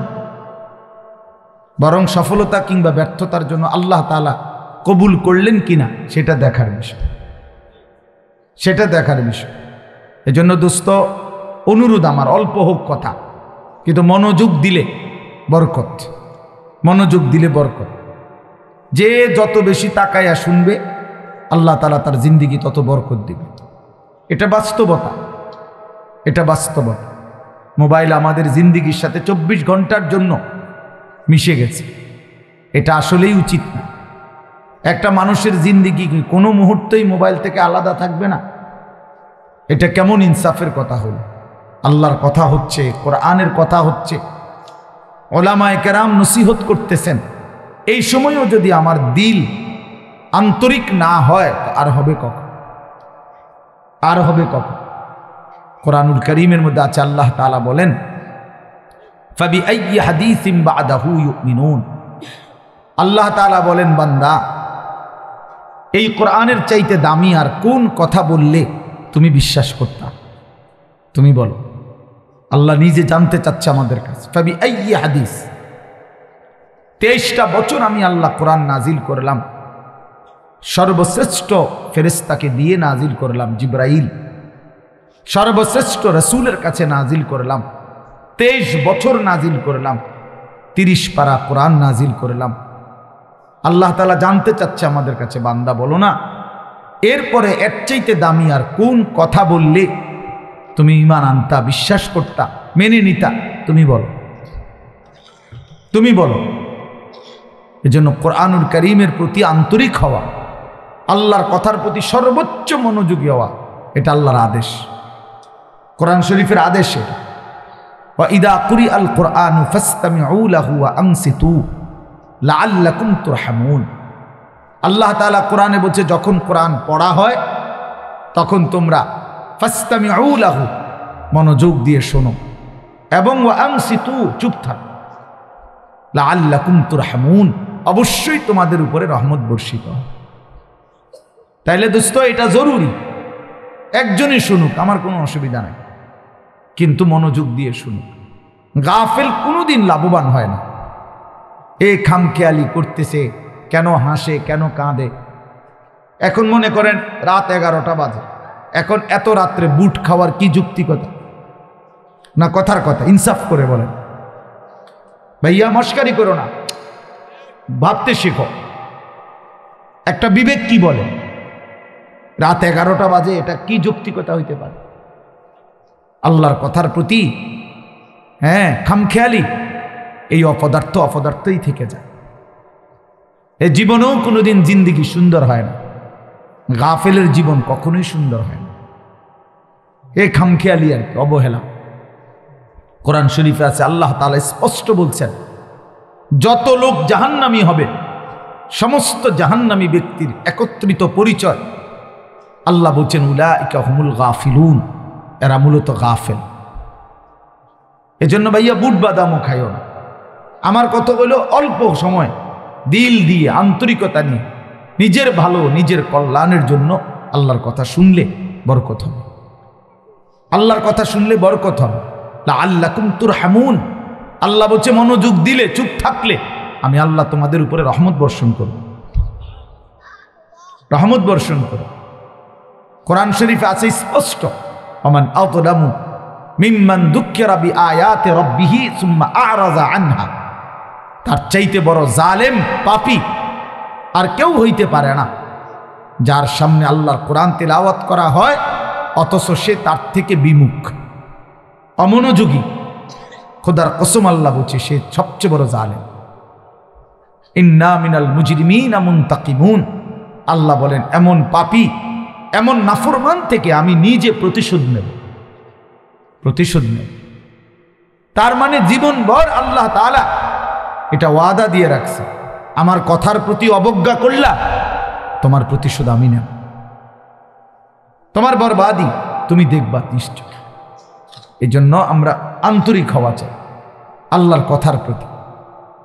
কোরআনুল কারীমের মধ্যে আছে, তাকশাইরু মিনহু জুলুদুল্লাযীনা ইয়াখশাউনা রাব্বাহুম, আল্লাহ পাক নিজে বলছে কোরআনুল কারীমের বৈশিষ্ট্য, কোরআন যখন মুমিন শুনবে তো যাদের কলিজার ভিতরে আল্লাহর ভয় আছে তাদের শরীরের চামড়া পশম সহ দাঁড়িয়ে যায়, শিহরে উঠবে শরীর, সারা দেহের চামড়া নড়ে উঠবে। আল্লাহর কোরআনের বৈশিষ্ট্য এটা। হাদিসের মধ্যে আছে, আল্লাহ নবী সাল্লাল্লাহু আলাইহি সাল্লাম হযরত আব্দুল্লাহ ইবনে মাসউদ বলছেন, আমি নবীজির সামনে কোরআন পড়ে শুনাইলাম, নবীজিকে শুনাইছেন উনি। তিনি বলেন আমি 40 আয়াত একটানা নবীজির সামনে তেলাওয়াত করলাম, মাথা নিচের দিকে নামাইয়া। 40 আয়াত পড়ার পর নবীজি আমাকে বললেন, হাসবুকাল আন, এখন থামো। এই লাল শার্ট, এই যে খুঁটির মধ্যে হেলান দিয়ে আছো তুমি, তুমি সরো এখান থেকে, ফালতু কোথাকার বেটা, ফাইজলামি করো কেন এখানে? তোমারে তো বাধ্য করে নাই কেউ, ফাইজলামি না থামলে বাইরে যাও। মস্কারি করে অনেকে আছে এমন গাদ্দার যে হুজুর আমি কোনোদিন কারো কথা শুনি না, আপনি বললে হবে কি? কথা বোঝেন নাই? সাবধান ভাইয়া, আমার কোনো আপত্তি নাই, তুমি চলে যাও, কোনো সমস্যা নাই। গাফেলকে বলে কোনো দরকারই নাই আমার, কিন্তু আল্লাহর কথার প্রতি মনোযোগী হইতে হবে। প্রতি ঘন্টা আমারও, প্রতি ঘন্টা আপনারও, প্রত্যেক মিনিট আমারও, প্রত্যেক মিনিট আপনারও। যে হায়াত আপনার যায় সেই হায়াত আমারও যায়, প্রত্যেক সেকেন্ড আমারও যায়, আপনারও যায়। এক বুজুর্গকে আমরা কিতাবে পড়ছি, কিমাতুজ জামান ইনদাল উলামা, একটা প্রসিদ্ধ আরবি কিতাব আছে, ওলামায়ে কেরামের নিকট সময়ের মূল্য। ওই বইতে আছে, এক বুজুর্গকে এক ব্যক্তি আইসা বলছে, হজরত আপনার সাথে আমি একটু কথা বলতে চাচ্ছি। হজরত বললেন, কোনো দ্বীনি মাসআলা?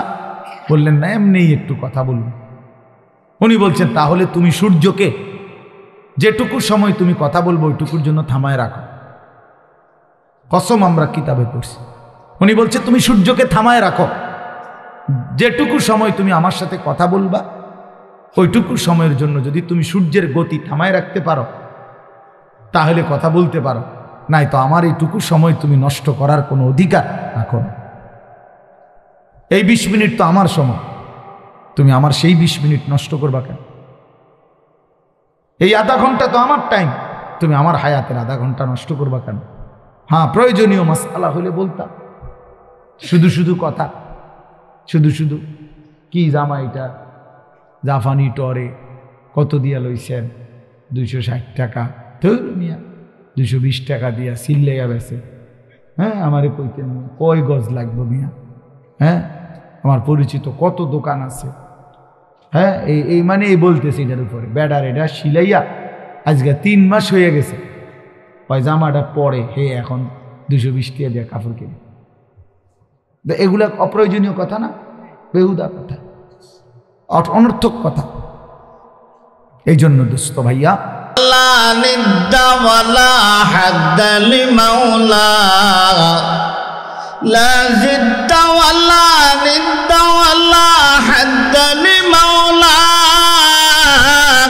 الآن كما كان ولم يلق زوالا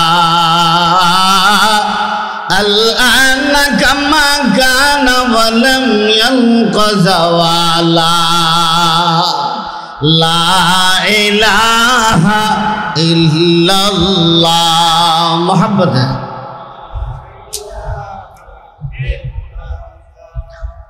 لا إله إلا الله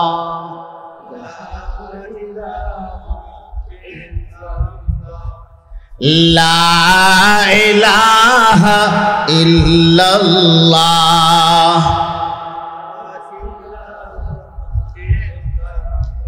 বেজন বহু দূরে মদিনা আমরা কেমনে যাব জানি না দয়াল আল্লাহ দয়া করে দয়াল আল্লাহ দয়া করে পুরাও মোদের বাসনা লা ইলাহা ইল্লাল্লাহ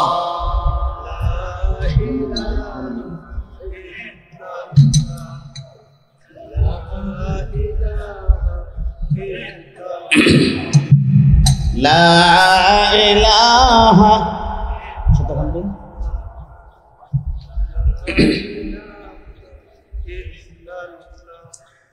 لا إله إلا الله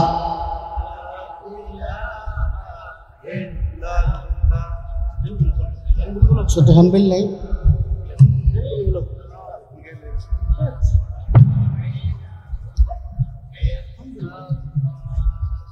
لا إله إلا الله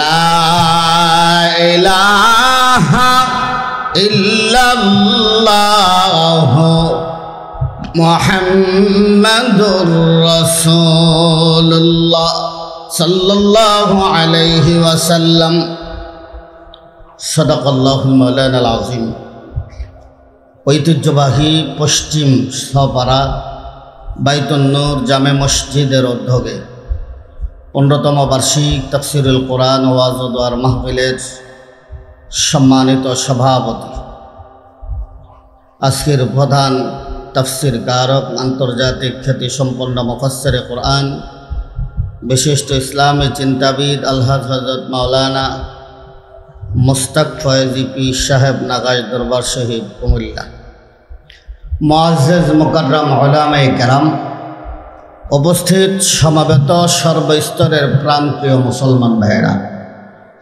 পর্দায় অবস্থানরত অত্যন্ত শ্রদ্ধা ও মা বোনেরা, আল্লাহ সুবহানাহু তাআলার দরবারে লাখো কোটি শুকর যে মহান রব্বুল আলামিন আমাদেরকে বিভিন্ন কাজ থেকে ফারেগ হয়ে এই বেহেশতি বাগানে, জান্নাতি বাগানে আশা এবং বসার তৌফিক তো কায়নাত করেছেন। সে মহান রব্বুল আলামিনের দরবারে উচ্চ সুরে কালিমাত শুকর আদায় করেন আলহামদুলিল্লাহ। সাথে সাথে রসুল আকরাম হাবিব কিবরিয়া আশরাফুল আম্বিয়া ইমামুন নবিয়্যিন ইমামুল মুরসালিন শ্রেষ্ঠ নবী আখির নবী মুহাম্মদুর রাসূলুল্লাহ সাল্লাল্লাহু আলাইহি ওয়াসাল্লামের উপর লক্ষ কোটি দরুদ আর সালাম পেশ। আপনারা আসতে পেরে খুশি না বেজার? বসার লক্ষণে কয় সবাই খুশি হতে পারি নাই, খুশি তো সবাই। তাহলে একটু সামনে ফাঁকা জায়গাগুলো পূরণ করে বসে তো চলে আসে বাবার, বসাটা এলোমেলো দেখা যায়। জি, একটু সামনের খালি জায়গাগুলো পূরণ করে বসে, বারবার যেন লড়াচড়া করতে না হয়।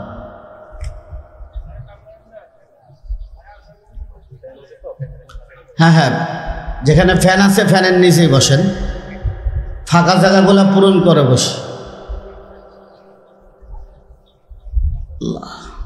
আমি সূরাতুল বাকারা থেকে একটি আয়াতে কারিমা তেলাওয়াত করেছি। বিশ্ব নবী, শ্রেষ্ঠ নবী, আখির নবী মুহাম্মদুর রাসূলুল্লাহ সাল্লাল্লাহু আলাইহি ওয়াসাল্লামের অগণিত হাদিস থেকে ছোট্ট একখানা হাদিস এখানে তেলাওয়াত করেছি, যে হাদিসের মধ্যে আল্লাহর নবী বলেন, قال النبي صلى الله عليه وسلم إذا ظهر الزنا والربا في قرية। দুইটা গুনাহ, আমার সাথে বলেন কয়টা গুনাহ? যেই সমাজে দুইটা গুনাহ বেশি হবে, যেই দেশে দুইটা গুনাহ বেশি হবে, ওই দেশে আল্লাহর পক্ষ থেকে আযাব আসবে। আওয়াজটা বলেন কি আসবে? আযাব আসবে। আমার নবী বলেন, এক নম্বরে ইদা যাহারা জিনা, প্রকাশ্যে জিনা ব্যভিচার হয়, হয়নি আমাদের সমাজে। দুই নম্বর আর রিবা, সুদের কারবার, আছে না নাই?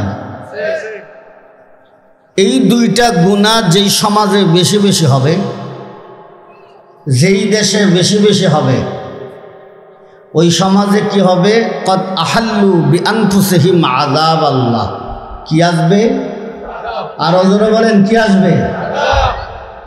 আমি যে আয়াতে কারিমা নিয়েছি, এটা যে বিষয়টা আমার আলোচনা করতে হয়, সুদের আলোচনা করব। এটা কি বলেন? সুদ ভালো না খারাপ? জঘন্যতম খারাপ, ঠিক না বে ঠিক? সুদ খাওয়া হারাম। সুদ খাওয়া কি? সুদ দেওয়া হারাম। সুদের মারাত্মক অপরাধ। সূরাতুল বাকারার 278 নম্বর এবং 79 নম্বর আয়াতে কারিমা নাজিল হওয়ার প্রেক্ষাপট। দুইটা গোত্র ছিল, মখজুমি গোত্র আর সাকিফ গোত্র। এই দুইটা গোত্র সুদের কারবারে লিপ্ত ছিল। কিসের কারবারে বলেন তো? সুদের কারবারে লিপ্ত ছিল।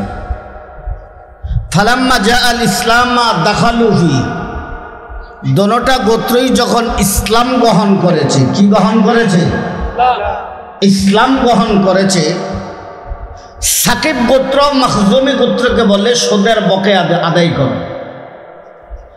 মখজুমি গোত্র বলে ইসলামে সুদ হারাম, দেওয়াও হারাম, খাওয়াও, আরো জোরে বলেন, খাওয়াও হারাম।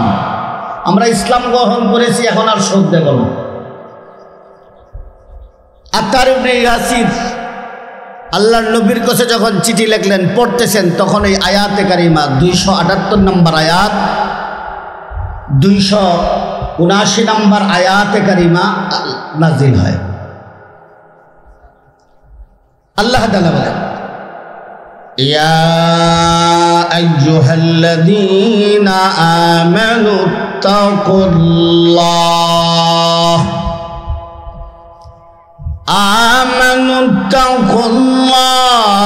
ওয়া যারু মা বাকিয়া মিনার রিবা ইন কুনতুম মুমিনিন। আল্লাহ তাআলা বলেন, হে ঈমানদারগণ, বিশ্বাসীগণ, আমানুত্তাকুল্লাহ, আল্লাহকে বেশি বেশি ভয় করো। কার ভয়? আওয়াজ দিয়ে বলেন, কার ভয়? আল্লাহকে বেশি বেশি ভয় করো। ওয়াদারু মা বাকিয়া মিনার রিবা ইন কুনতুম মুমিনিন, সুদের যে কারবার আছে, সুদের কারবার থেকে পরিত্যাগ করো, ফিরে আসো। মহান আল্লাহ বলেন, যদি তুমি মুমিন হও, যদি তুমি আল্লাহর পেয়ারা বান্দা হও, সুদের যত কারবার আছে সব কারবার গুলা ছেড়ে দাও, পরিত্যাগ করো, ফিরে আসো, তওবা করে আল্লাহর দরবারে ফিরে আসো, যদি তুমি মুমিন হও। আল্লাহ বলেন, ফাইল্লাম তাফআলু ফাযানু বিহারবিম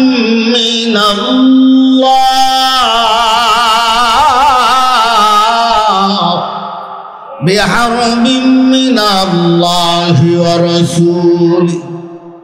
মহান আল্লাহ বলেন, আর যারা ফিরে আসবে না,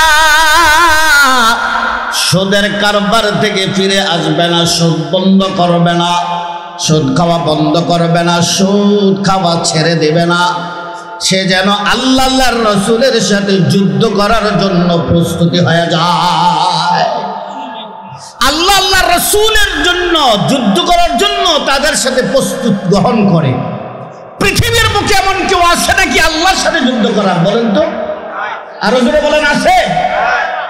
নবীর সাথে যুদ্ধ করার মতন ক্ষমতা কারো আছে?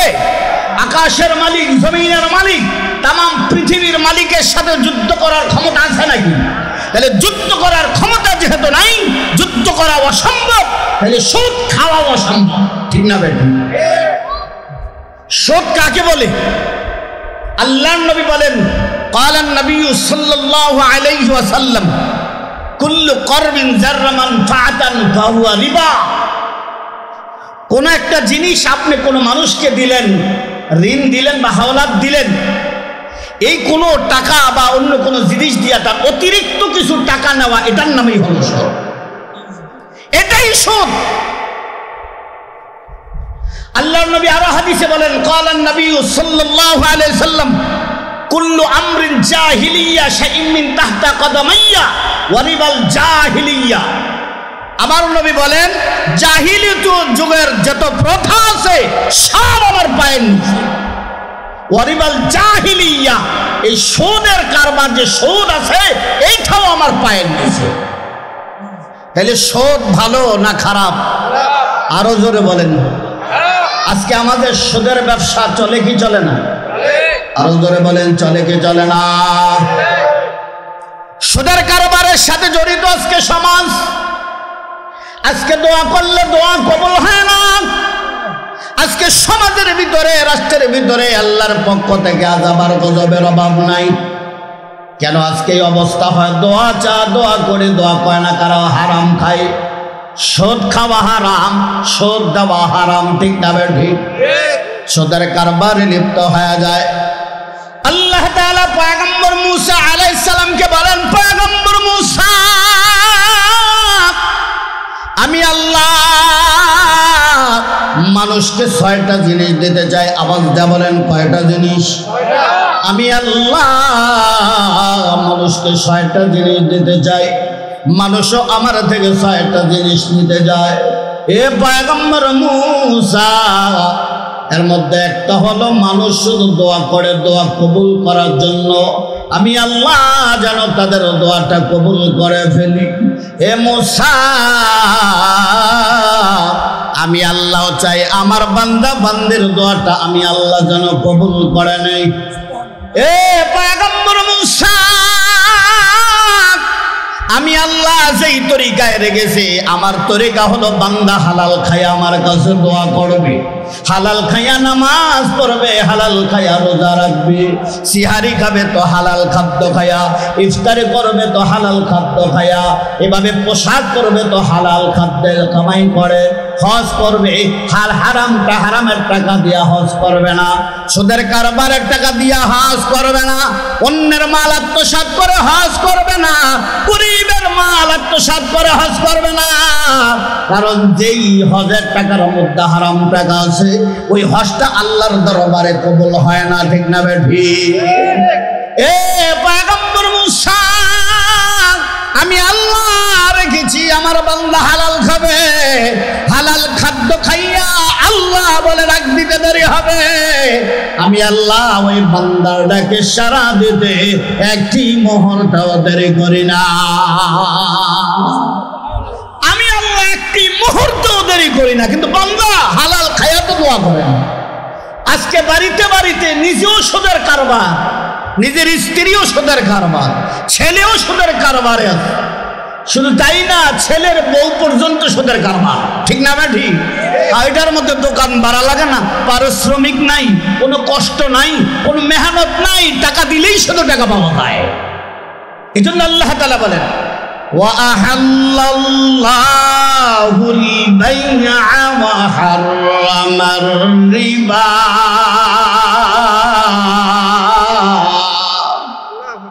আল্লাহ তাআলা বলেন আমি আল্লাহ সুদকে হারাম করে দিয়েছি। হারাম, সুদ খাওয়া হারাম, সুদ যে দেয় সেও হারাম। আমি আল্লাহ সুদকে হারাম করেছি, ব্যবসাকে হালাল করে দিয়েছি। ব্যবসা হালাল, হালাল পন্থায় যদি ব্যবসা করি, আমার নবীর সুন্নত তরিকায় যদি ব্যবসা করি, ওই ব্যবসার মধ্যে বরকত দিবেন কে? আরো ধরে বলেন কি? ব্যবসার মধ্যে বরকত দেবেন আমার আল্লাহ। হাবিবে আজমি 24 ঘন্টায় সুদের কারবারের সাথে জড়িত থাকতেন। হাবিবে আজমি রহমতুল্লাহ আলাইহি প্রাথমিক অবস্থায় 24 ঘন্টায় সুদের কারবার, শুধু সুদের টাকা। এই বাড়িতে সুদের টাকা, ওই বাড়িতে সুদের টাকা, এই দোকানে সুদের টাকা, ওই দোকানে সুদের টাকা, এমন কারবার করতেন। হাবিবে আজমির ঘরে খাবার নাই, এক বাড়িতে গেছে, সুদের টাকা যে দিয়েছে কিছু দেওয়ার জন্য, গিয়ে বাড়িতে বলে এই আমি যে টাকা দিলাম কিছু দাও না। আমার বাড়িতে তো কিছু নাই, তবে আমি একটা খাসি জবল করছিলাম, ছাগল। এই ছাগল জবল করেছি, ছাগল খেয়ে ফেলেছি, ছাগলের মাথাটা আছে, মাথাটা নিলে নিতে পারে। আপনি দেখবেন যারা সুদখোর যা পায় তাই নিয়ে আসে, ঠিক না বেটি? যা দিবেন তাই নিয়ে, সেটাই তো আল্লাহ। ও মাথাটা আছে, দাও, মাথাটাই দাও। হাবিবে আজমি মাথাটা নিয়ে আরেক বাড়িতে গেলেন, যে তোমার যে টাকা দিলাম আমারে কিছু দাও, আমার ঘরে খাবার নাই, খাবারের ব্যবস্থা হোক। বলে আমার ঘরেও তো কিছু নাই।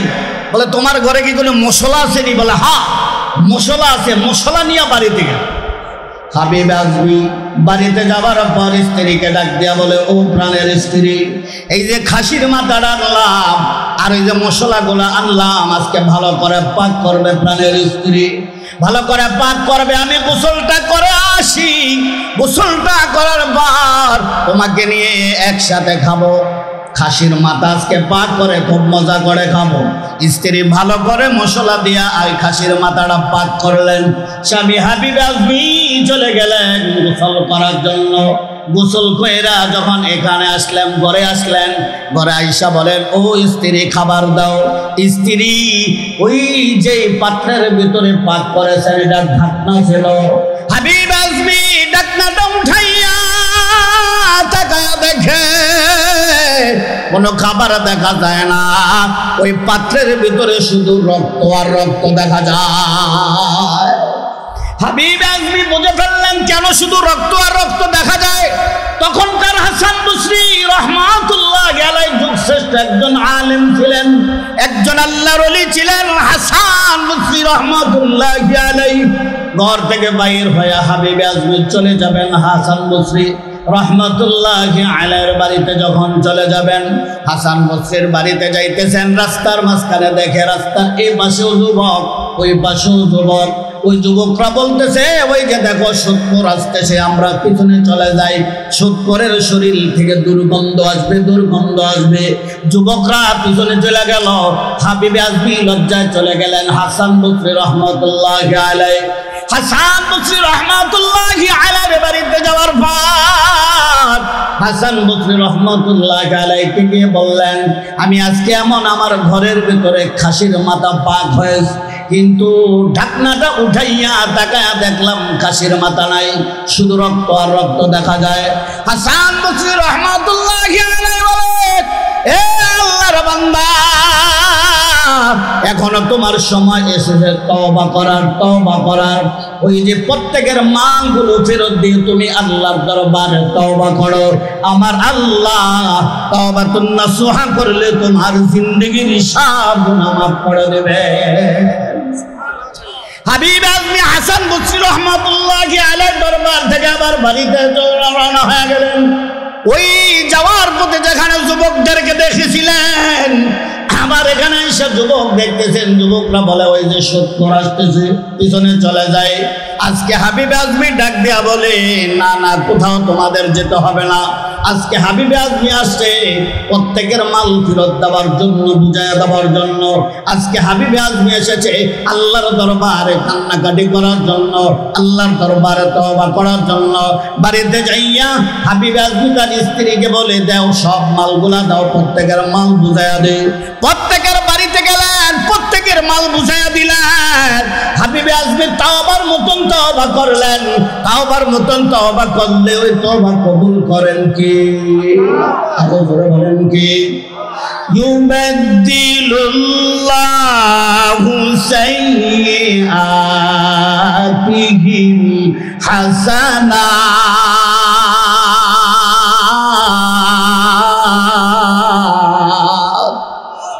আল্লাহ বলেন, বান্দা গুনাহ করার সাথে সাথে যদি তওবা করে, আমি আল্লাহ তার জিন্দেগির সব গুনাহ মাফ করে দেই। আল্লাহ শুধু গুনাহ মাফ করেন না, প্রত্যেকটা গুনার বদৌলতে আমার আল্লাহ এক একটা নেকি দ্বারা তার আমল নামাটা ভরপুর করে দেয়। হাবিব আজমি রহমাতুল্লাহি আলাইহি প্রত্যেকের মাল বুঝাইয়া দেয়া স্ত্রীকে ডাক দিয়া বলেন, ও প্রাণের স্ত্রী, ঘরের ভিতরে কোনো খাবার নাই, প্রত্যেকের মাল প্রত্যেকের হাতে বুঝাইয়া দিলাম। এই প্রাণের স্ত্রী, আমি বাড়িতে যাব, আমি একটা কাজের সন্ধানে বাহির হয়ে যাব, তবে 10 দিন কাজ করব। বাবা ভালো করে শোনেন, কয়দিন কাজ করবি? 10 দিন আমি মালিকের কাজ করব। 10 দিন পরে মালিক আমাকে কিছু দেবে, আর ঘরের ভিতরে আইসা রান্না বান্না করব, সব কিছু কেনাকাটা শেষ করে আমি আসবো। হাবিবে আজমি বলেন, প্রাণের স্ত্রী, কোন রকম 10 দিন খাইয়া না খাইয়া তুমি কাটায়া দাও। হাবিবে আজমি ওই সুদ থেকে ফিরে এসেছেন। সুদ থেকে তওবা করে তিনি জঙ্গলে চলে গেলেন। জঙ্গলে যাওয়ার পর নিজে একটা ঘর বানাইয়া সেখানে আল্লাহর ইবাদতে মশগুল হয়ে গেলেন। আল্লাহর দরবারে দিনের বেলাও কান্দে, রাত্রি বেলাও কান্দে, আয় আল্লাহ, আমি না বুঝে তো আমি এরকম ভাবে যে আমি সুদের ব্যবসা করলাম গো আল্লাহ। আয় আল্লাহ, আমি সুদ থেকে বেরিয়ে আসলাম, আমি তওবা করলাম, আমাকে তুমি ক্ষমা করে দাও। হাবিবে আজমি কান্না শুরু করে দিল। বাবা, প্রথম দিন দিনের বেলা, রাত্রি বেলা শুধু আল্লাহর দরবারে কান্নাকাটি করে, আল্লাহর দরবারে সাজদা দেয়, ক্ষমা চায়। দ্বিতীয় দিন আল্লাহর দরবারে কান্নাকাটি করে জঙ্গলে বসে। তৃতীয় দিন আল্লাহর দরবারে কান্নাকাটি করে। এভাবে 9 দিন 10 দিনের দিন যখন কান্নাকাটি করেছে, হাবিবে আজমির বাড়িতে রহমতের ফেরেশতারা চলে আসে। হাবিব আজমির বাড়িতে এসে রহমতের ফেরেশতা তো চিনে না, তারা যে ফেরেশতা, এসে ডাক দিয়া বলে, ঘরের মধ্যে কে আছো? হাবিব আজমি বলে, আমি আছি। তোমার স্বামী যেই মালিকের 10 দিনের কাজ করেছে, আবার যা বলেন কয়দিন? 10 দিন কাজ করেছে। যে মালিকের কাজ করেছে ওই মালিক সে পরিশোধ করার জন্য এই যে খাবার পাঠায়া দিচ্ছে, গোস্ত পাঠায়া দিল, এভাবে চাউল দিয়ে দিল, অনেক কিছু দিয়ে দিল। তোমার স্বামী মালিকের কাজ করেছে, মালিক খাবারের ব্যবস্থা করে দিয়েছে, পারিশ্রমিক দিয়েছে। 10 দিন আল্লাহর দরবারে কান্নাকাটি করলেন, ওই সুদের ব্যবসা ছেড়ে দিয়ে আল্লাহর দরবারে যখন কান্নাকাটি করে বাড়িতে চলে আসলেন। হাবিব আজমি এসে দেখে যে মাত্র বাড়ি ঘেড়ে ঢুকে তাকাইয়া দেখে গোস্তের গারান পাওয়া যায়, পোলাওয়ের গারান পাওয়া যায়, বিভিন্ন এত ভালো ভালো খাবারের গারান পাওয়া যায়। হাবিব আজমি চিন্তা করে, আমার বাড়িতে ভালো খাবার তো দূরের কথা, এই কোনো খাবার নিম্নমানের খাবারের ব্যবস্থাও নাই। হাবিব আজমি ডাক দিয়া বলে, প্রাণের স্ত্রী, এত খাবার কোথায় থেকে আসলো? আমার ঘরে তো কোনো খাবার নাই। স্ত্রী ডাক দেয়া বলে, প্রাণের স্বামী, আপনি 10 দিন যেই মালিকের কাজ করেছেন, ওই মালিক পারিশ্রমিক হিসাবে বাড়িতে খাবার পাঠাইয়া দিয়েছে। সুবহানাল্লাহ, আসতে বললেন। কাজ করেছে না ইবাদত করেছে? কাজ। আরো জোরে বলেন, কাজ। ওই কাজ আল্লাহর ইবাদত করেছে, আল্লাহ খুশি হয়ে গেছে, ঠিক না ঠিক? এই জন্য রিবা, সুদের মতন খারাপ কোনো গুনাহ নাই, ঠিক না ঠিক? আল্লাহ তাআলা একাতে বলেন, যারা সুদ খায়, যারা সুদের কারবার করে, হাসরের মাঠে জিনে আসর করলে যে অবস্থা, মাতাল বানাইয়া হাসরের মাঠে ওই বান্দাকে আল্লাহ তাআলা উঠাবেন। এটা আমার কথা না, কার কথা? আরো জোরে বলেন, কার কথা? আল্লাহ বলেন, আল্লাযীনা ইয়াকুলুনা আর-রিবা লা ইয়াকুমুনা ইল্লা কামা ইয়াকুমুল্লাযী ইয়াতাখাব্বাতুহু আশ-শাইতানু মিনাল মাস।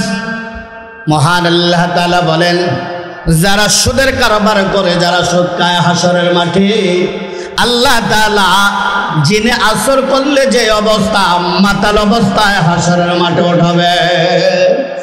এ বাবা, সুদ যারা খায়, সুদ যারা দেয়, আমার নবীর হাদিস, قال النبي صلى الله عليه وسلم آكل الربا وموكله يبعث يوم القيامة مجموعا يخرج।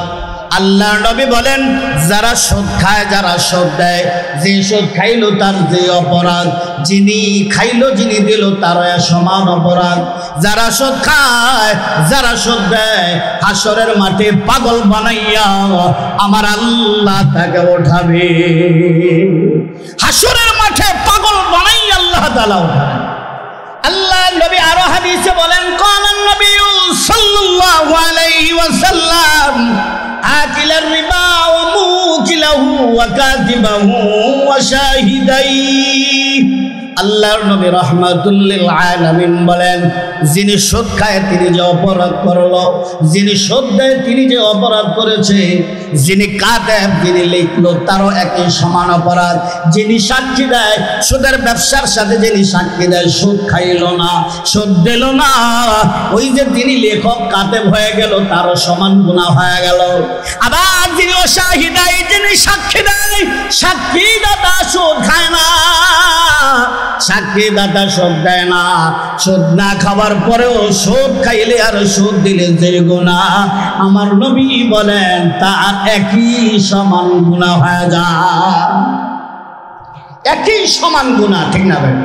আজকে কর্জে আসানা দিতে চায় না, আজকে সুদের টাকা, শুধু সুদের টাকা লাগাইতে চায়। আল্লাহ নবী বলেন আরো আযাবের কথা, আরো বিপদের কথা আছে যারা সুদ খায়। আল্লাহ নবী বলেন, ইদা যাহারাজ জিনা ওয়ার রিবা ফি ক্বরিয়া।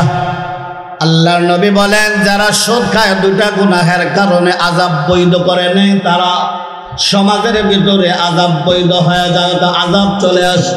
যেই সমাজের মধ্যে বাবা প্রকাশ্য জিনা ব্যভিচার হয়, যেই সমাজের ভিতরে বেপরদার সয়লাভ বেশি হয়, হয় কি হয় না?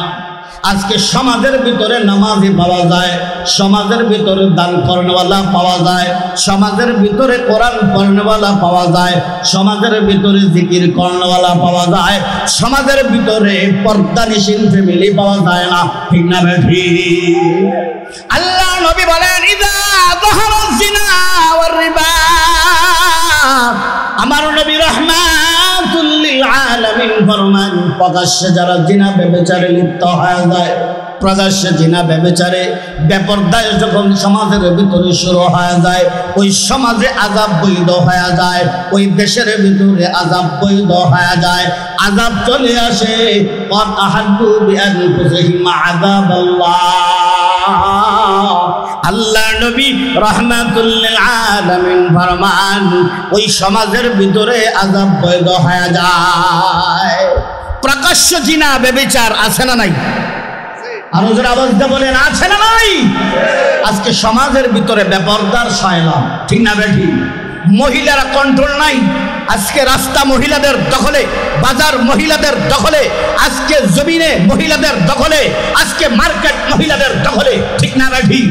আমার নবী বলেন, যেই সমাজে, যেই দেশের মহিলারা বেপরদায় রাস্তায় বাহির হবে, বেপরদায় মার্কেটে বাহির হবে, বেপরদাবাজের আজকে তারা এরকম ভাবে মার্কেটে যাবে, বাজারে যাবে, ওই সমাজে আল্লাহর পক্ষ থেকে আগুনের গজব চলে আসে। আজকে ব্যাপার পত্রিকা খুললেই দেখা যায় অমুক মার্কেটে আগুন, অমুক বাজারে আগুন, অমুক দেশে আগুন, অমুক বিল্ডিংয়ে আগুন, অমুক ফ্যাক্টরিতে আগুন। ঠিক না ঠিক? আজকে কারণ এই দেশের মহিলারা বেপরদায় চলাফেরা করে। আল্লাহর নবী বলেন ক্বালান নবী সাল্লাল্লাহু আলাইহি ওয়াসাল্লাম আল আইনানে তাজরিয়ানে ওয়াজিনাহুমান নাযার। মানুষের দুইটা চোখ আছে, আওয়াজ দিয়ে বলেন কয়টা চোখ? আরো জোরে বলেন কয়টা? দুইটা চোখ আছে। এই দুইটা চোখ জিনা করে, জিনা করে, জিনা করে। চোখ যারা বেগানা মহিলার দিকে তাকানো জিনা। জিনা শুধু এক প্রকার নয়, যদিও আমার এটা সাবজেক্ট না, হাদিসের ভিতরে আর সিক্কোটা দিই, আমি সুদের আলোচনা নিচ্ছি। জিনা, হাতের জিনা এক প্রকার জিনা, পায়ের জিনা দুই নম্বর জিনা, চোখের জিনা বেগানা মহিলার দিকে তাকানো, এটা হলো চোখের জিনা। এই হাত খারাপ কাজে সহযোগিতা করা হাতের জিনা, পা হেঁটে যাওয়া এটা পায়ের জিনা, কান দ্বারা একটা খারাপ কথা শোনা এটা কানের জিনা, অন্তরে কুমতলব থাকা এটা অন্তরের জিনা। 6 নম্বর জিনা হলো লজ্জাস্থানের জিনা। ঠিক না ভাই? আমাদের সমাজে শুধু 6 নম্বর জিনাটাই জানে। চোখের জিনা আমাদের সমাজে জানে না, হাতের জিনা আমাদের সমাজে জানে না, পায়ের জিনা আমাদের সমাজে জানে না। আমাদের সমাজে অহরহ চোখের জিনা হচ্ছে, অহরহ হাতের জিনা হচ্ছে, অহরহ পায়ের জিনা হচ্ছে, অহরহ কানের জিনা হচ্ছে। ঠিক না ভাই? তাহলে এই সমাজে রহমত আসবে কোথায়? এই সমাজে তো গজব আসবে, এই সমাজে রহমত আসবে না। আজকে আমাদের সমাজে, আমাদের দেশে আজকে ইফতিজিন বন্ধ করতে পারে না। আজকে আইন করা হয় ইফতিজিন করলে 2 লক্ষ টাকা জরিমানা। আজকে ইফতিজিন করলে এরকম ভাবে তাকে ব্যত্রাঘাত করবে, ইফতিজিন করলে তাকে জেলখানায় নেওয়া হবে। বন্ধ করা সম্ভব হয় না। আল্লাহর কসম খেয়ে বলি, কখন ইফতিজিন বন্ধ করা সম্ভব হবে না যতদিন পর্যন্ত কোরআনের বিধান, ইসলামের বিধান পর্যালোচনা না হবে। আপনি কক্সবাজার গেলেন, 3000 টাকা দিয়ে 1 কেজি শুটকি আনছেন। এই শুটকি ডাইনা যদি ঘরের বিড়াল দেখবেন, ঘরের বিড়াল দেখ খুব পছন্দ করে আনছি কক্সবাজার থেকে, সাবধান খাবি না কিন্তু। খাইবো? খাইবো না? বিড়ালে দেব দেখাই না, যত কষ্টে হোক না খাইলে আমার ঘুম হারাম। ঠিক না ভাই? ঠিক।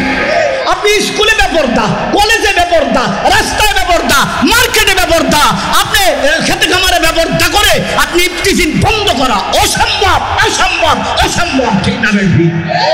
এটা কোনোদিনও বন্ধ করা যাবে না। বন্ধ করতে হলে ইসলামের বিধান, কোরআনের বিধান চালু করতে হবে। ঠিক না ভাই?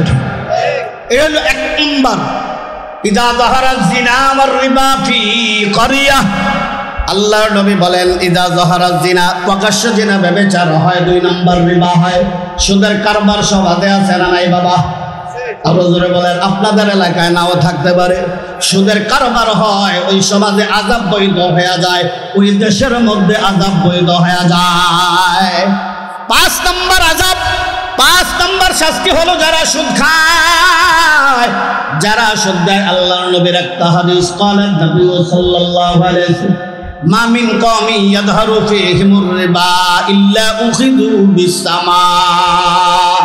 আল্লাহর নবী রাহমাতুল লিল আলামিন ফরমান, যে কোন যে সমাজের ভিতরে মা মিন কওমি ইয়াযহারু ফীহিমুর রিবা ইল্লা উখিযু বিসসামা, সুদের কারবার করে তো ঘুষ খায়। সুদের কারবার যে সমাজের মধ্যে হয়, আওয়াজ দিয়ে বলেন কিসের কারবার হয়? আরো জোরে বলেন কিসের কারবার? বলেছেন কি? আমার নবী বলেছেন কি? আমার নবী বলেন যে সমাজে সুদের কারবার হবে, সুদের কারবার ক্যান্সারের মতন সয়লাভ ছড়িয়ে যাবে। সুদের কারবার হবে, ওই সমাজের মধ্যে আল্লাহর পক্ষ থেকে দুর্ভিক্ষ চলে আসবে। নাউজুবিল্লাহ। কি আসবে?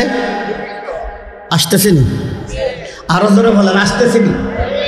আল্লাহ নবী বলেন মা মিন কওমি ইয়াযহারু ফীহিমুর রিবা ইল্লা উখিযু বিসসামা। এই সমাজের মধ্যে সুদের কারবার হয়, নিজেও সুদের ব্যবসা করে, বাবাও সুদের ব্যবসা, আবার ছেলেও সুদের ব্যবসা, পুত্রবধূ সুদের ব্যবসা করে।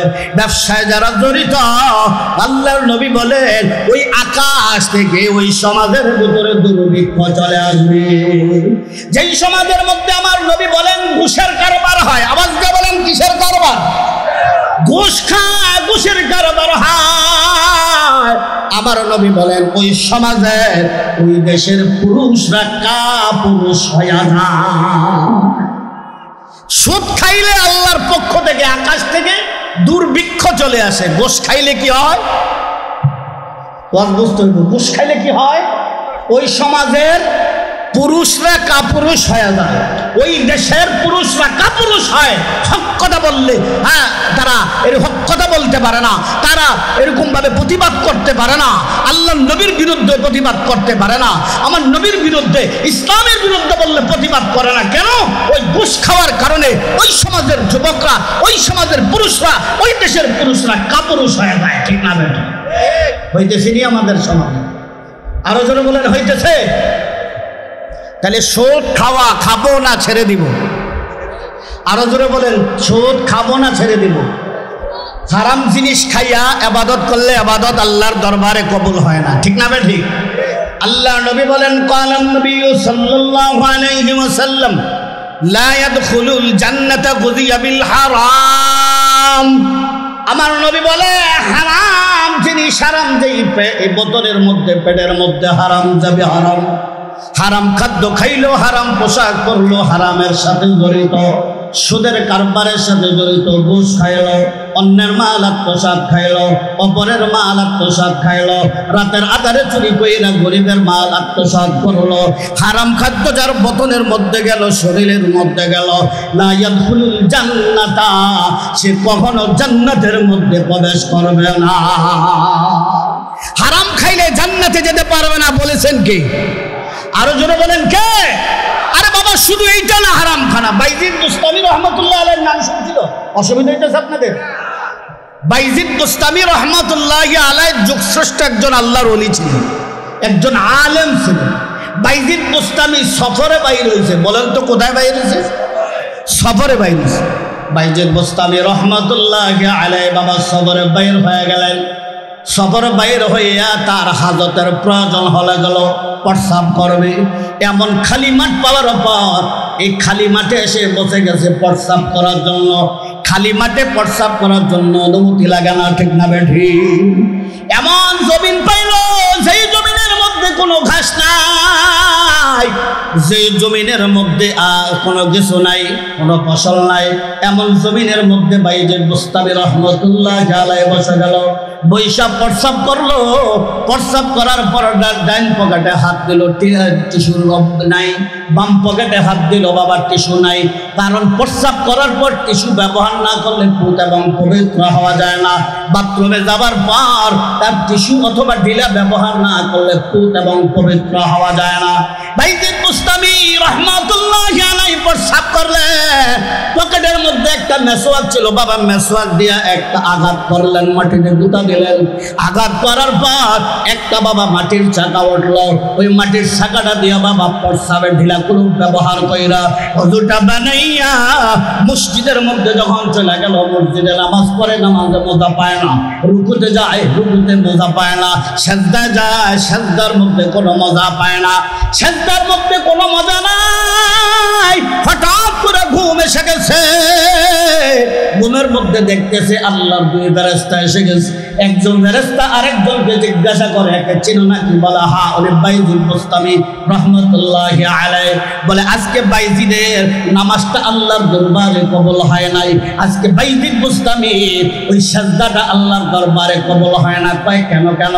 ওই ফেরেশতা বলতেছে আজকে যে জমিনে বৈশা প্রস্রাব করেছে, প্রস্রাবের পর ঢিলা ব্যবহার করেছে, ওই জমিনের মালিক থেকে ঢিলার জন্য অনুমতি নেয় নাই, মাটির চাকার জন্য অনুমতি দেয় না।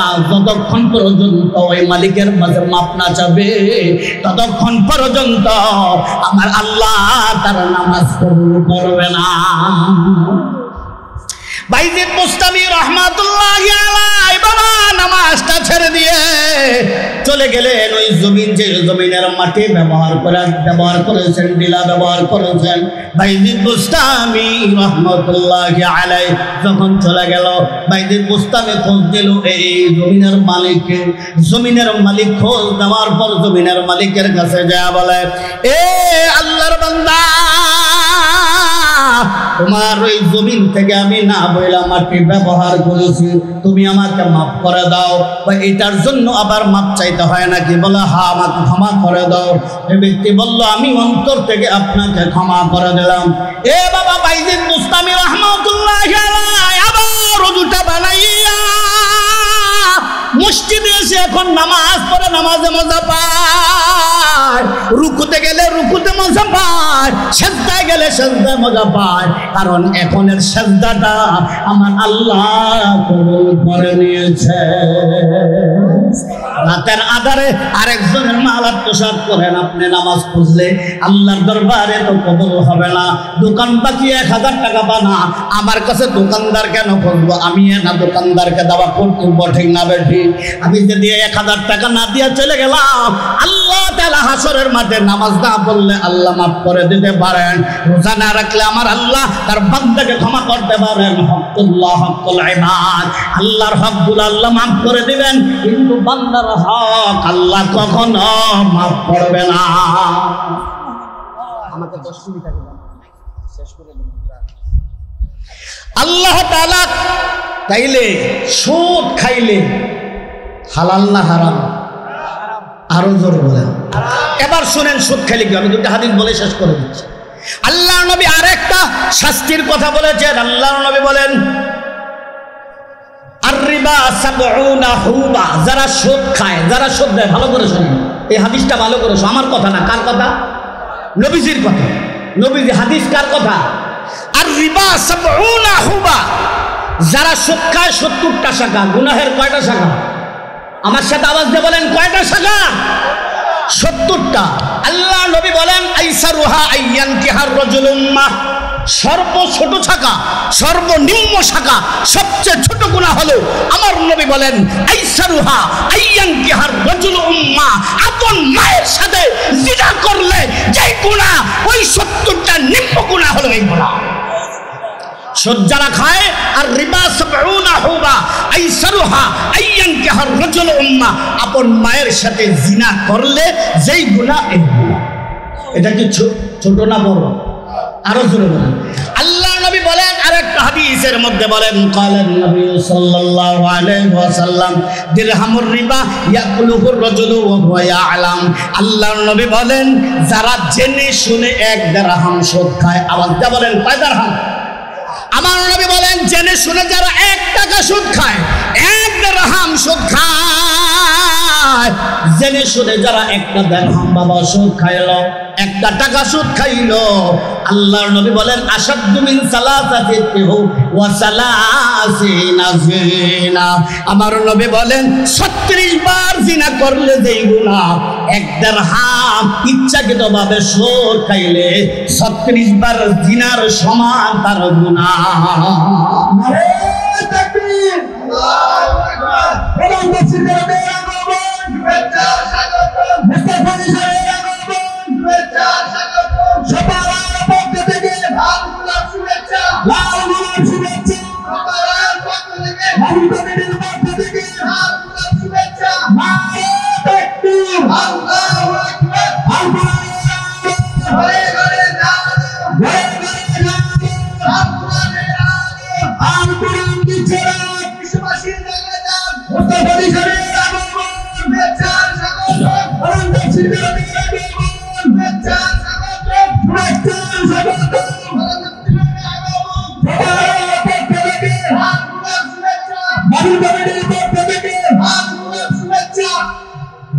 সম্মানিত এলাকাবাসী, ধর্মপ্রাণ মুসলমান ভাইদেরকে দৃষ্টি আকর্ষণ করে বলছি, আপনারা দেশের ভালো না করেন, দোকান পরে বিচ্ছিন্ন বিক্ষিপ্ত করে ঘুরে না করেন। আজকে এই মেয়েদের বাগানে পশ্চিম সদর মাইথেমের জামে মসজিদের উদ্যোগে এই তাফসীর কোরআন মাহফিলে চলে আসুন। আমাদের কোরআন তাফসীরকারক আন্তর্জাতিক খ্যাতি সম্পন্ন সকলের পরিচিত সমদল কণ্ঠস্বর আলহাজ হযরত মাওলানা মুস্তাফা ফয়েজী পীর সাহেব নগর দরবার শরীফ আমাদের মাঝে উপস্থিত হয়েছেন। তার সাথে আমাদের মাহফিলের সভাপতি জনাব মোহাম্মদ ইঞ্জিনিয়ার মোহাম্মদ আবু